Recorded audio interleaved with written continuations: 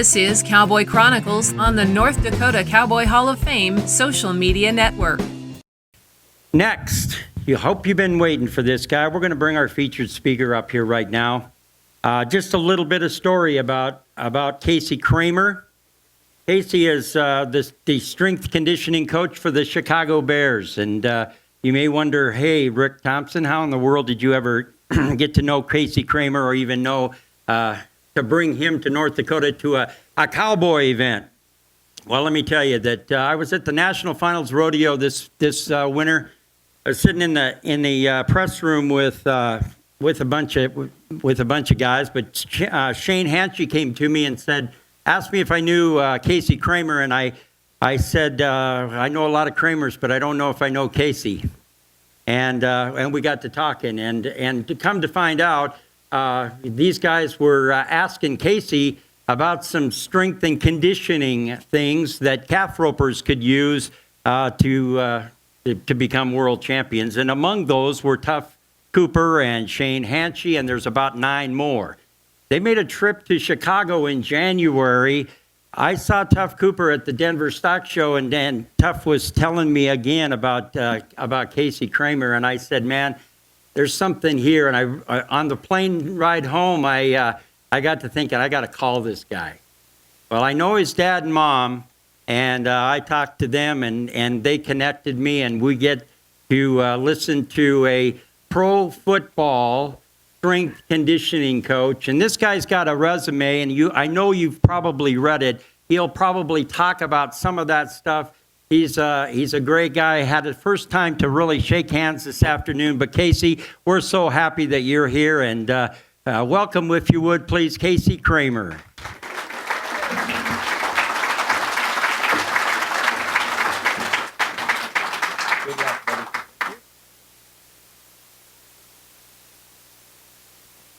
Thank you, Rick, and thank you to the board. Thank you guys for having me out here tonight. People were apologizing about the weather, but like we say in Chicago, you don't have to apologize to me if there's no snow and there's no ice and the sun's shining. It's a nice day, so we're gonna sit out here and try to enjoy this nice evening. When I got the request to speak here, I had to go through the Chicago Bears and get approval from them and make sure that it was okay. And so I went to our general manager and knocked on his door, and I said, hey, I have a speaking request. And he said, okay, what do you got? And I said, it's for the North Dakota Cowboy Hall of Fame. And he was kind of working on something. And he stopped. He said, what? I said, the North Dakota Cowboy Hall of Fame. And he said, you mean like Cowboys, like Dallas Cowboys, or like John Wayne Cowboys?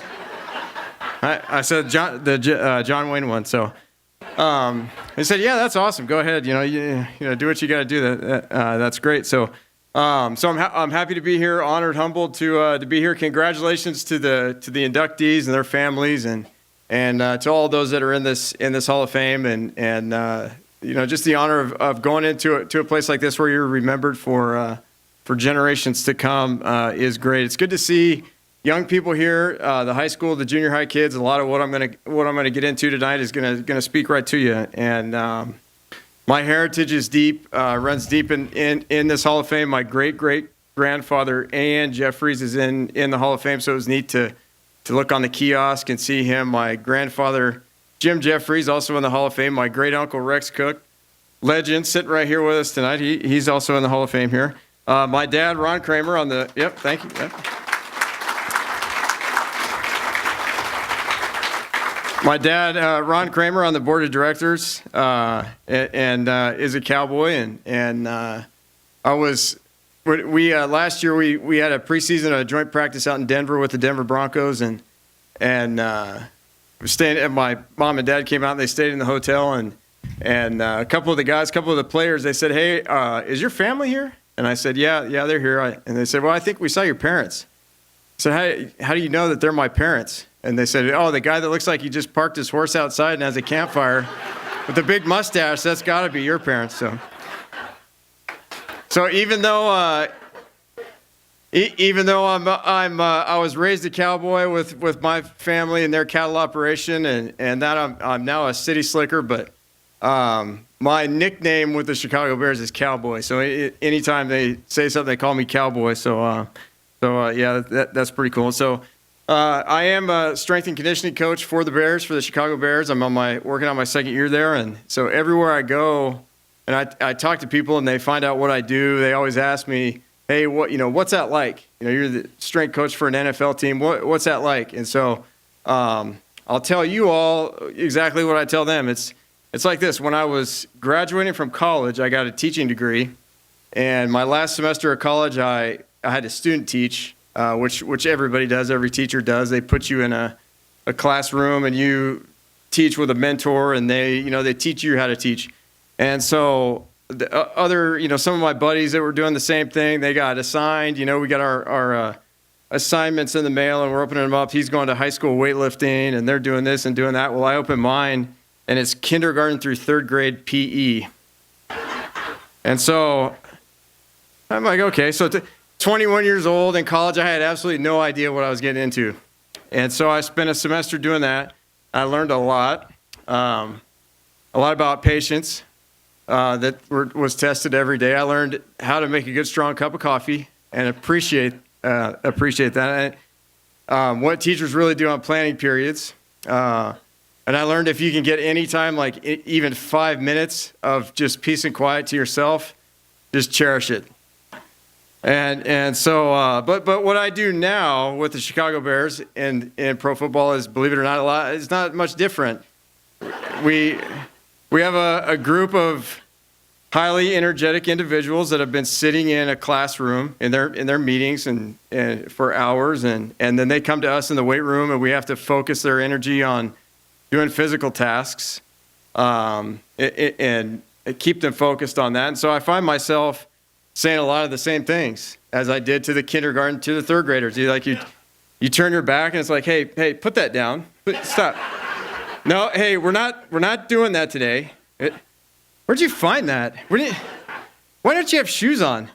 Why does he have your shoes? Hey, you got to go to the bathroom right now? You got to do that before we start. So it's really, it's a lot of the same stuff, just bigger guys, and they're a little bit more athletic.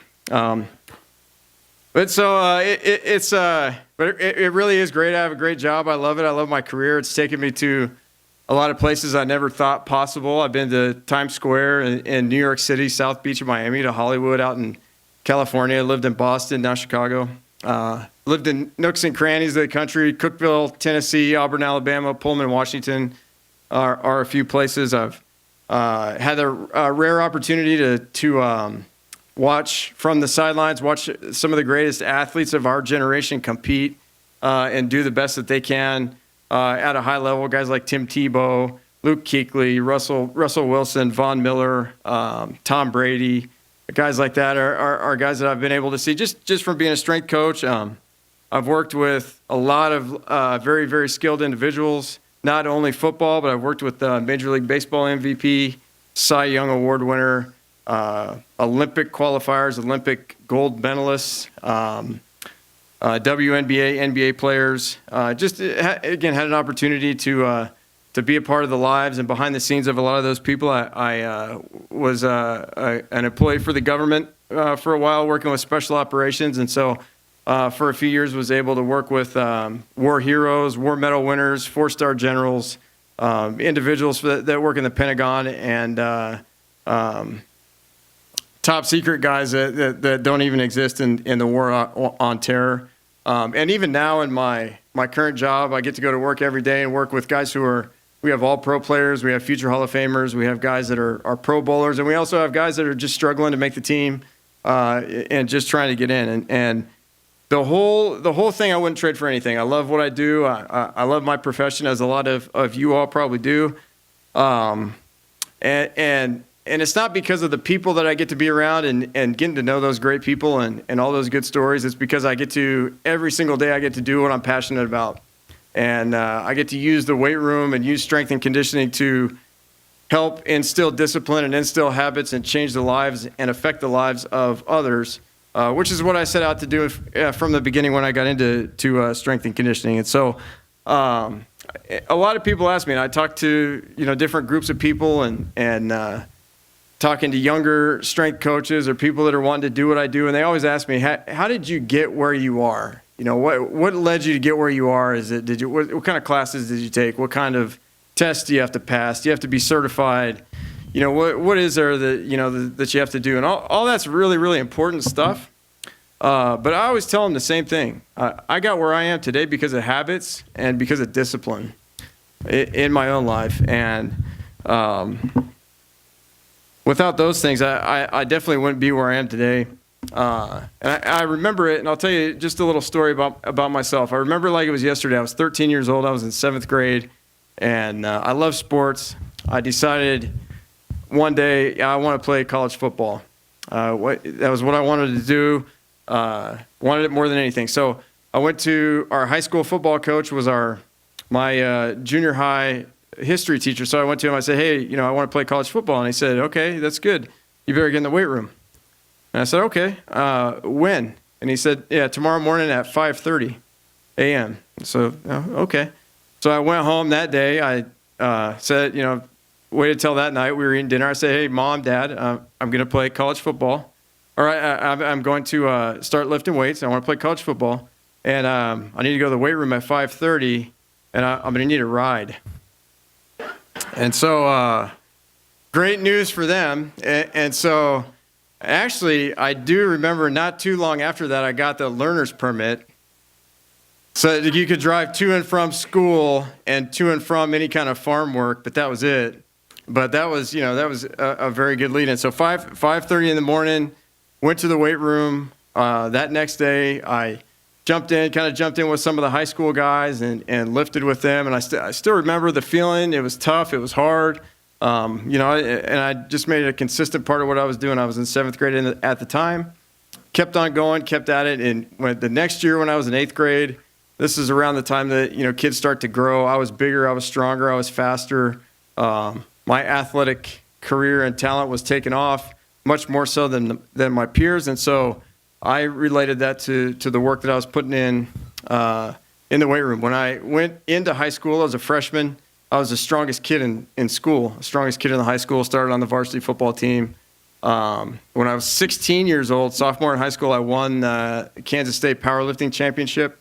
And when I was 18, I signed my scholarship to go to college and play football. I played first at Garden City Community College, and I finished at Northwestern Oklahoma State. And all of that, finishing that and getting all that done was all started. It was all set in motion by just that first day of going into the weight room and working out and having that be a part of what I did. And it really propelled me and got me through college, and gave me a little bit better than average career. I always tell people I was not a great athlete, but the work that I put in, I had to do it. I had no choice because I had to find some kind of edge somewhere. And so finding that through hard work, through discipline, through work ethic is really what got me there. And so over the course of my career, I've worked at a lot of different places. Like I said, a lot of different athletes, a lot of variety of athletes. And I've also been on a quest to find people, to find individuals who are very, very good at what they do, and find out why they're very good at what they do, why they're so highly successful. And so, like Rick mentioned, I'm a rodeo fan, and so one day I just decided to reach out to some of these guys that were winning all the money, winning all the buckles, winning all this, and they got back to me. And so I just started talking to them and again became acquainted with Tuff and Shane and Trevor Brazell and those guys and just talking to them. And so I'll tell you a quick story. So when I met with Tuff and Trevor, the biggest thing that I asked them was, why are you guys better than everybody else? Sometimes it doesn't make sense. Like if you get to that level of calf roping, everybody's got a good horse, everybody's got a good rope. What is it? Like you guys feeding your horses special stuff? Like what is it? And what they said was their practice is what it is that sets them apart from everybody else. It's kind of like, wow, yeah, really practice, right? Like how do you practice? And they told me, they said we will rope and tie calves until we absolutely can't rope and tie calves anymore. We can't physically do it, and then we'll do 15 to 20 more. And we'll compete, we'll video it, we'll watch the videos, we'll We have everything down to every last little detail. Some of the other guys that do this, they'll do that. They'll maybe do 10 every once in a while in the practice pen. But we're doing it every day. It's sometimes staying up till midnight, past midnight. We won't stop until we get it right. And so that is what I find a lot with a lot of these other people, is that those that are great, those that are successful, those that are the best at what they do, they'll do consistently what most other people will only do occasionally. So the great ones are doing consistently what most people with the same goals will only do on occasion. And everybody in rodeo, the rodeo guys I've talked to, everybody who settles up wants a gold buckle. They all want to win the money. They all want to make it to the national finals. But very few of them are willing to put in that hard work and put the work into that every day, that day-to-day habit, like the real guys are that are winning. And the truth of it all is we don't rise to the level of our goals. We set goals, and it's good to set goals, and it's good to have aspirations, but you're not going to rise to the level of your goals. You're going to fall to the level of your discipline. And that's true with anything that you do. You want something, but you have to put in the work to get there. It's in that decision after the decision is made that sets you apart, that sets you on the track, that sets your trajectory for what you're going to do, whether or not you're really going to have success and whether or not you're really going to go far. And for me, my goal of wanting to get on and play football and move on to the next level, it was really the decision after that, the decision after the decision to keep going and keep on and lifting weights and working out and doing all the things that I did to get better is where I really made it. And so another story I have, I get to coach. I don't know if you guys don't follow football, if you do, or don't follow the NFL, but we have a player on our team that's a top 5 player in the NFL. His name's Khalil Mack. We traded for him last year from the Oakland Raiders, and he's just a very good player. But we got him last year. We played the Green Bay Packers on week 1, and he had just a phenomenal game. One of the best games that a defensive player has ever had in the history of the NFL. We ended up losing the game, but next week we play Seattle Seahawks on Monday Night Football. So week 2 we're playing at home. We're playing at Soldier Field Monday Night Football. The game starts at 7:30.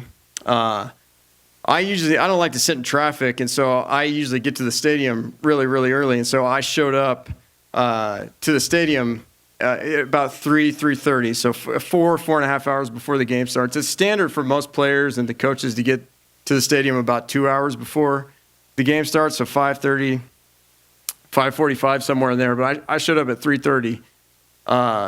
Game's at 7:30. I walk out on the field, straight from my car, go out on the field. There was just a couple cars in the parking lot, and I see Khalil Mack, and he's on the field. He's got his hood on, he's got his headphones on, and he's running up and down the field in a sweat. He's sweating already 4 hours before kickoff.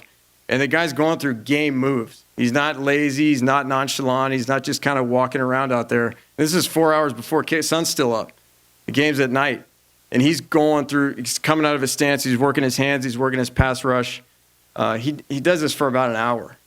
And so he goes in, goes about his pregame routine. That night he goes out. We beat the Seahawks. We beat the Seahawks easily. He had 2 sacks, a forced fumble, a batted pass, hit the quarterback's arm, and a pass got intercepted. I think he had something like 8-9 tackles, a couple tackles for loss. Just was a total game wrecker, a game changer. And so, me being me, I went and asked him, hey, what are you doing before the game? Why are you there so early? And his answer to me was, I'm not just out here trying to play. I'm trying to make history. And I'm playing this game not just to play and not just to make money, but I want to make history. I want my name to go down in history. And so I'm not just going to sit around in the hotel all day. I'm going to show up at the stadium, and I'm going to play the game before we play the game. So that way, when I get in the game, I just react. And there's nothing that can come at me that I'm not ready for. And that's one thing that you find is consistent with a lot of these great athletes is they play the game before the game. They do things, it's habit to get them where they want to be. And there's a study that's out there on habit. And so I also started looking into habits and the different things like that. And the study dates back to the 1950s. It's been pulled up, retested, restudied. And it tells you that 40 to 60% of what you do in a day and every single day, you do it subconsciously, which means that you just do things and you don't think about it. Things that are done only because you've done them in the past. And so we, obviously, that we're all creatures of habit. Like I'm sure most of us in here tonight have the same morning routine, right? I always have the same morning routine. I get up and do the same things.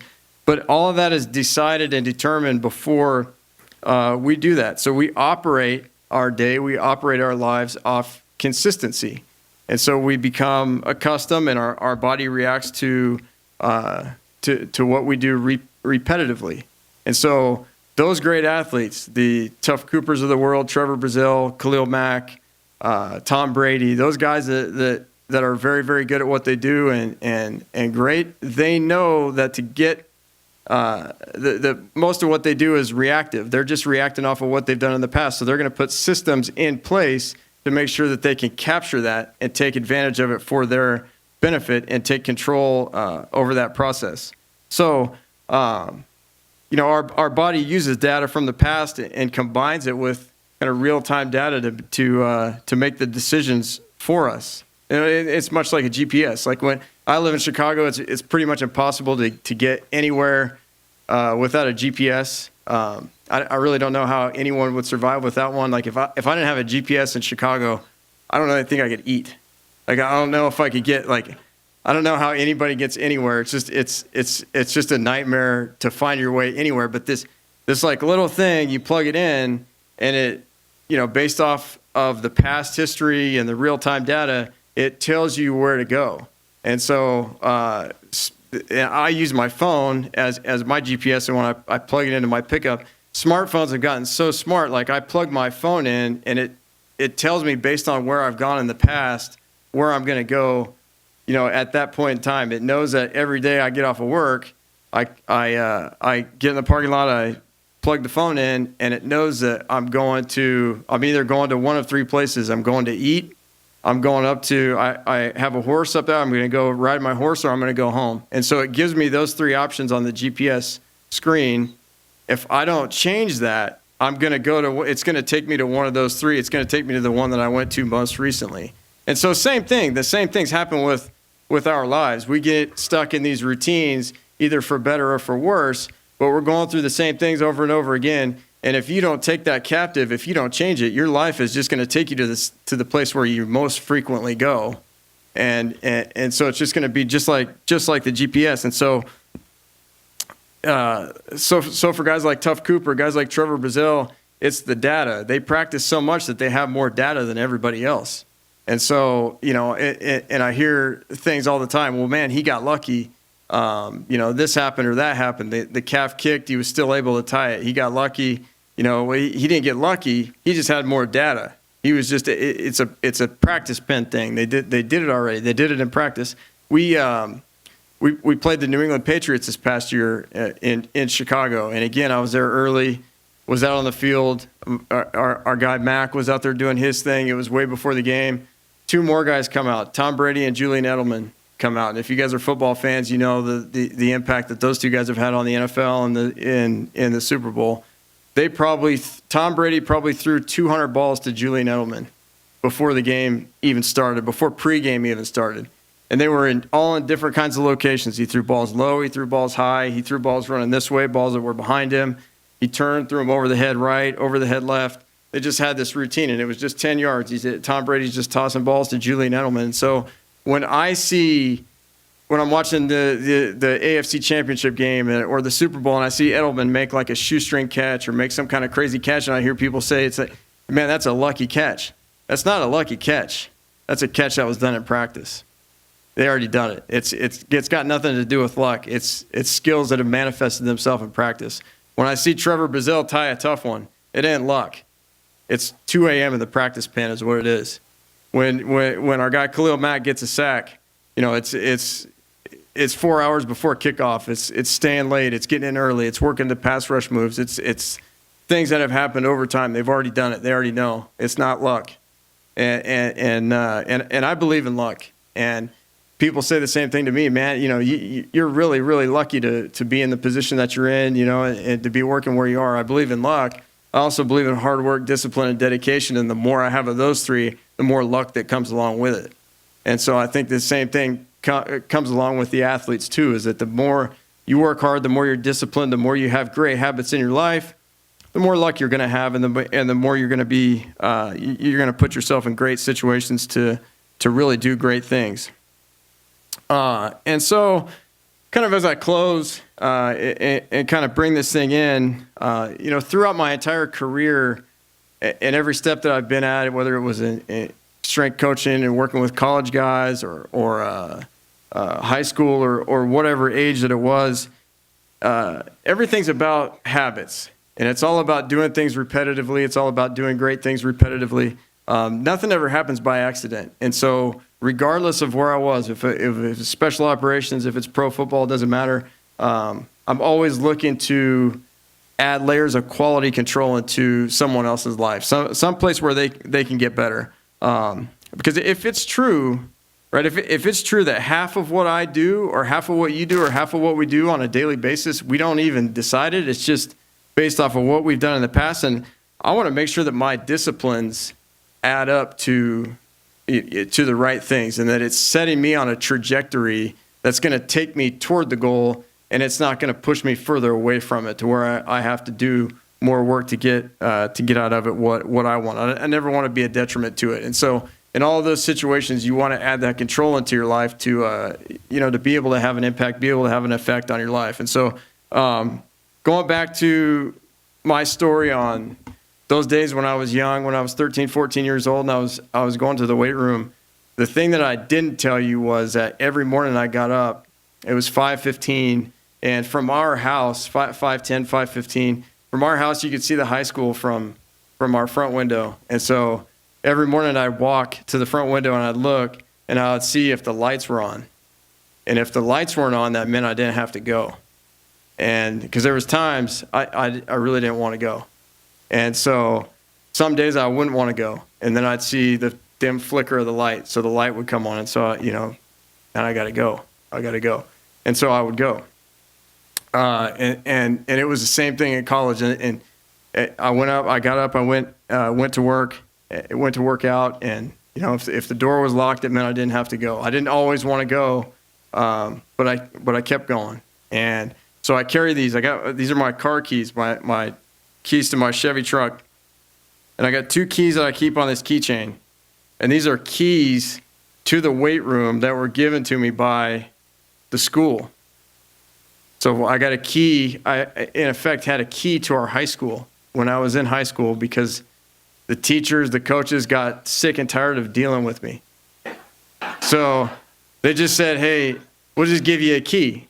And so you can just get in, and it's probably not even safe.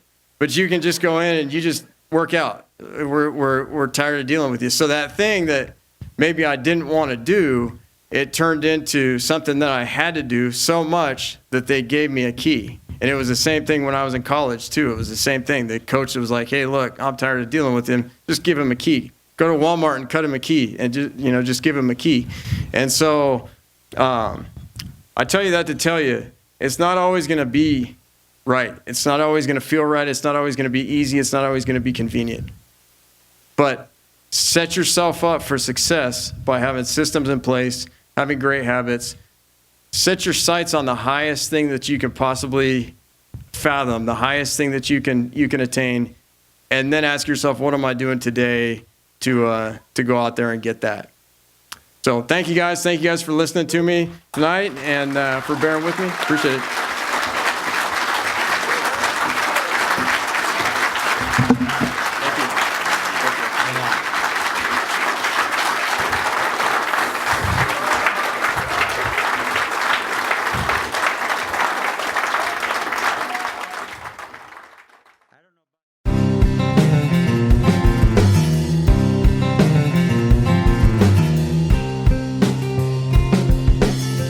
This is Cowboy Chronicles on the North Dakota Cowboy Hall of Fame social media network.